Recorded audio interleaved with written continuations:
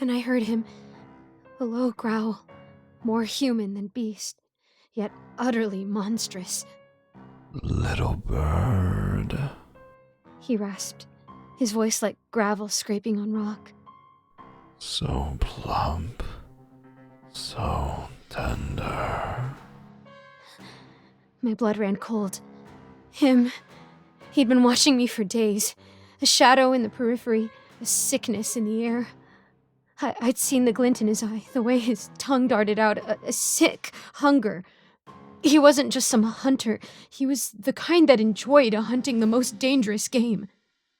I ran, scrambled through the undergrowth, the branches whipping in my face, my lungs burning. Every rustle, every snap was him gaining on me. I could almost feel his breath on my neck, the taste of blood in his grin. But then, a different sound. A heavy thudding.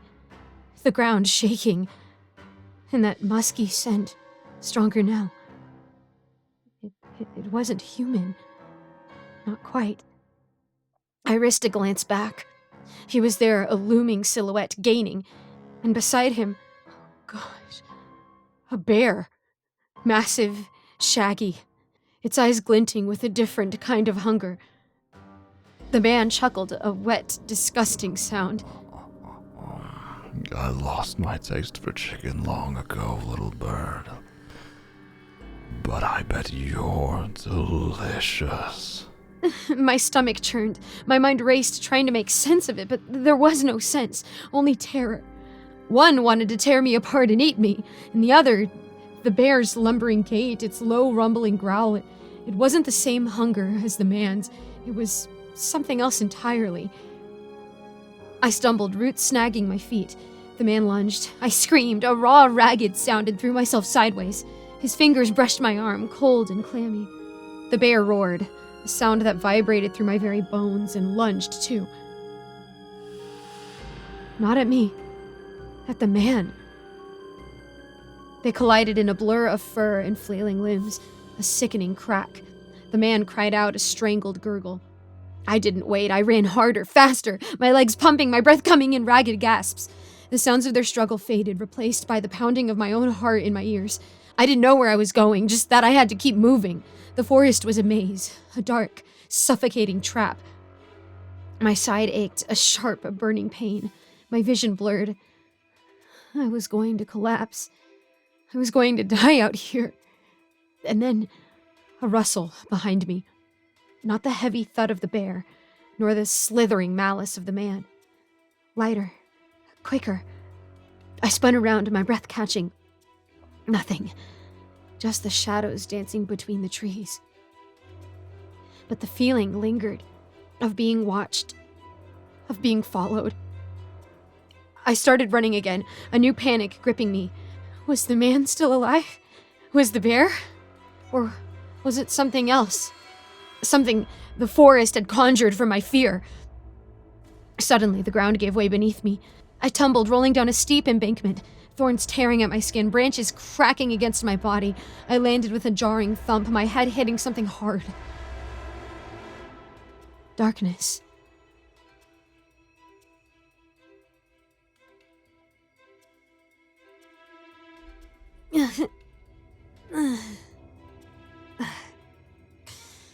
I woke to the insistent sting of insects on my face. My head throbbed. Every muscle screamed in protest. I was at the bottom of a shallow ravine, tangled in thorny bushes. The air was still and heavy. No sounds but the buzzing of flies and the distant murmur of the forest. I pushed myself up, wincing. My ankle was twisted, pain shooting up my leg. I tasted blood. My hand went to my temple, a sticky warmth. Panic flared. I had to move. Had to get out. I dragged myself out of the thorns, biting back a cry as each movement sent a jolt of agony through my ankle. I limped, stumbled, trying to find my way. The trees looked the same, a relentless wall of green. And then I heard it, the low, guttural growl. Close. Too close. My breath hitched. The bear. He wasn't after the man anymore. He was after me. I could feel his presence, a heavy, oppressive weight in the air. He was circling, playing with his food. playing with his food. And then I saw him, through the dense foliage, a flash of dark fur. His eyes, dark and knowing, fixed on me. He was standing tall on his hind legs. I tried to move faster, but my ankles screamed.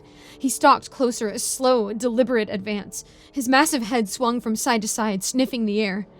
He was enjoying this. His hot breath misted the air.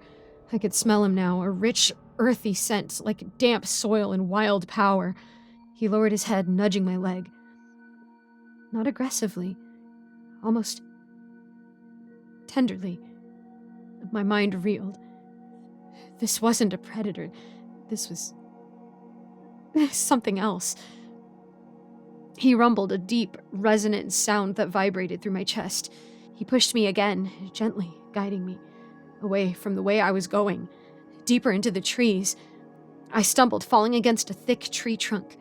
My heart hammered. This was it. This was worse than the man. At least the man would be quick. This was a living nightmare. I could feel the heat radiating off of him. He breathed into me, a warm, moist puff. He breathed into me. My skin crawled. Then, a sharp crack. A twig. Not a bear. The bear froze, his head snapping up. A low growl rippled through him. Different this time. Warning. Through the trees, I saw him. The man. Limping, blood matted in his hair, one arm hanging at an unnatural angle. But his eyes, those same hungry, insane eyes. Mine. He rasped, his voice a ragged whisper. She's mine. The bear roared, a sound of pure fury. He shifted, placing his massive body between me and the man. The man lunged, a desperate, pathetic attempt. The bear swiped, a blur of power, and the man went down, a sickening thud. He didn't get up. The bear turned back to me, his growl subsiding to a low rumble. He nudged me again, his vast presence overwhelming. I was trapped. And then, a distant sound. Faint but unmistakable. Dogs. Hunting dogs. The bear's head snapped up again. His ears swiveled, listening. The rumble in his chest deepened, a worried sound now. He nudged me harder this time, pushing me away from him, away from where he was going. He was leaving. My mind was a jumble of terror and disbelief. He was letting me go? He turned, a massive, shaggy shadow, and melted into the trees, disappearing as silently as he had come.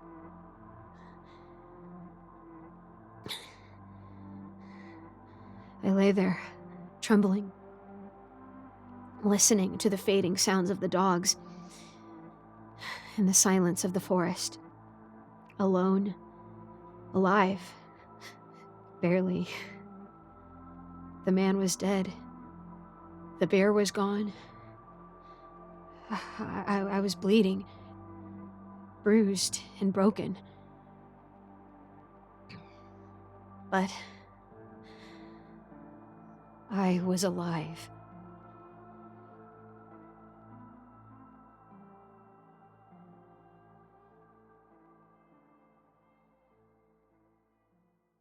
Thank you so much for listening to my narration of this wonderful story. Don't forget to support the author, which I have linked in the description, as well as the original story.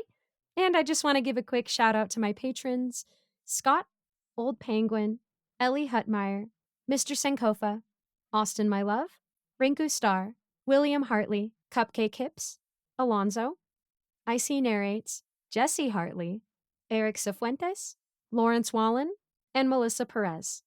I also try to link a different charity or a different cause every month and maybe a little more. So don't forget to check out the description to support the author of the story you just listened to and to maybe help somebody else out, even if it's just $1. As always, if you guys have a prayer request, please let me know in the comments, shoot me a message on Discord. I would love to know how I can be praying for you. Thank you guys so much. God bless, and I'll see you in the next video.